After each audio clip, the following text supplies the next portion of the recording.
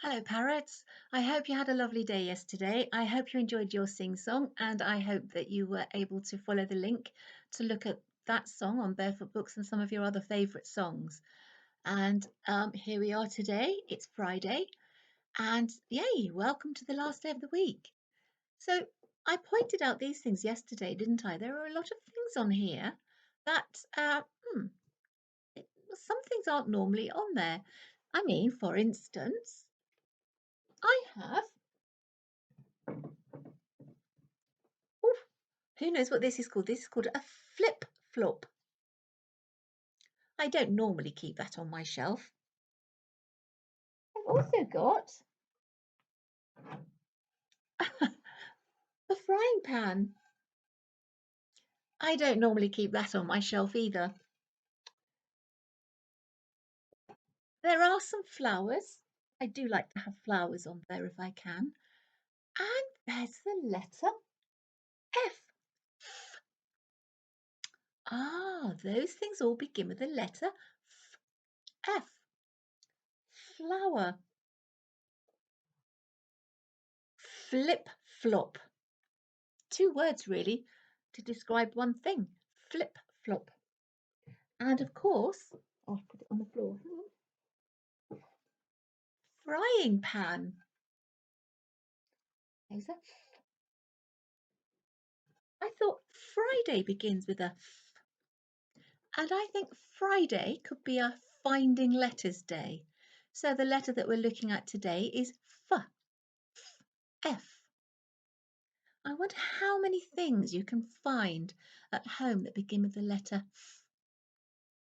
See how many you can find, and maybe your grown up can take a photograph of all the things beginning with F that you found in the house. If you want to try and write them, that would be really good. And you can send a photograph of your writing. I'd love to see that. You could go on a treasure hunt for things that begin with F, but obviously only move things with your grown-ups' permission.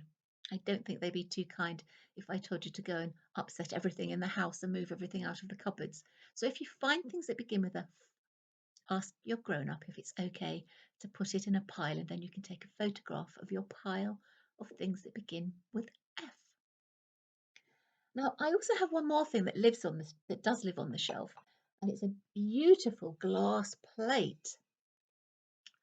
And you see, and it's painted with lots of fish. Fish begins with a F as well. I rather like this plate. So I have a story today, and I bet you can't guess what it's about. It's actually, yes, it's about a fish. It's about the bravest fish. So I have to have it just in front of me so I can read it because I don't know it off by heart. And it's The Bravest Fish by Matt Buckingham. Far below the waves, a little fish called Stanley lived with his school. With a school, it's not a school like our school. It's a school because when you have a lot of fish together, they're called a school of fish, like a crowd of people. They were the brightest, sparkliest fish of the deep, dark sea. One morning, Stanley woke up late. Hello, it's me. Hello, he called to his friends, but the reef where they lived was very quiet. Suddenly, Stanley remembered that today was the day that his school swam to cooler waters for the summer. Oh, jumping jellyfish, he groaned. He hurried to the meeting point as fast as his little fins could carry him. No one was there. As he looked around, he saw a bright light. Aha! They haven't gone far, he said as he raced towards the glow. But it was only a lobster, counting bright coins. Don't touch my treasure, he growled, and snapping his claws. I'm looking for my friends, said Stanley. Fish, the lobster grumbled. Those others were in such a hurry to find someone they upset my coins. Others? Asked Stanley. My friends. Join them, snarled the lobster, and Stanley sped off. Ahead of him, Stanley saw a shimmer. He could just make out a bright, sparkly fish, one of his friends. "Hello, it's me," he said, swimming faster. Bump! Stanley bumped into something hard. "Jumping jellyfish!" he cried. It wasn't one of his friends. It was his reflection on a shiny little pearl, like a reflection in a mirror.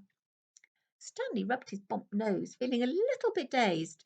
He didn't notice the dark shape coming up behind him. When he turned around, he found himself staring straight into the mouth of a huge shark. Ah! Stanley shrieked. Over coral and under weeds he sped with the shark snapping at his tail.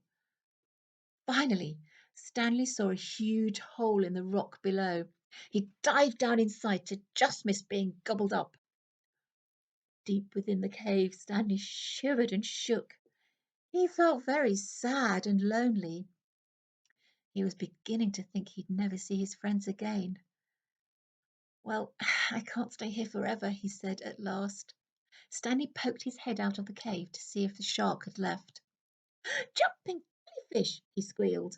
The sea ahead was a golden orange, glowing and glittering. It was the most wonderful sight he'd ever seen, because there, right in front of him, were his friends. "Hello, it's me," he called. "Stanley!" his friends cheered. "Where have you been? We've been looking all over for you." And Stanley told them of his adventures as they swam off, one bright, happy, sparkling school of fish. He was quite brave, wasn't he, really? He managed to run away from the shark and he hid in the cave, but he did find his friends eventually. Well, that's it for today. I hope you have a fantastic day and have a really lovely weekend. And I will be talking to you again on Monday. Take care of yourselves and be kind.